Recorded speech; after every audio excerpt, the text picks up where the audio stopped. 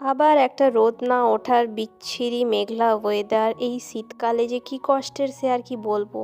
As usual ল্যাতখোরের মতো 11:30টার দিকে ঘুম থেকে উঠে ব্রাশ করলাম, ব্রেকফাস্ট করলাম। দেন ঘুম থেকে উঠে জানতে পারলাম যে আমাকে আজকে একটা ইনভাইট বাড়ি অ্যাটেন্ড করতে হবে। আমি আর পাপা যাব। আমি যাব না কিছুতেই, কেননা আমার চুলে শ্যাম্পু করা ছিল না।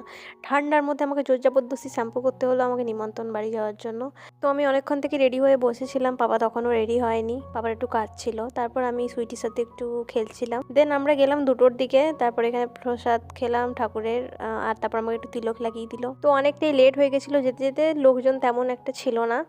তো তারপর ওখান থেকে আসার পথে একটা সুন্দর কাণ্ড দেখেছি। দেখো, ফল দোকানের উপর ছাগল বাচ্চাগুলো উঠে গেছে, বাপ রে বাপ কি ট্যালেন্ট। তারপর আমি এসে একটু গল্প টল্প করলাম। তারপর ব্ল্যাঙ্কেটের নিচে ঢুকে এই যে চুলের এই অবস্থা হয়েছে, চুল টুল আঁচড়ে তারপর রাতে ডিনার করে শুয়ে পড়লাম। আজকের মতো ব্লগটা এখানেই, ভালো লাগলে অবশ্যই সাবস্ক্রাইব করে দিও। আজকের মতো টাটা।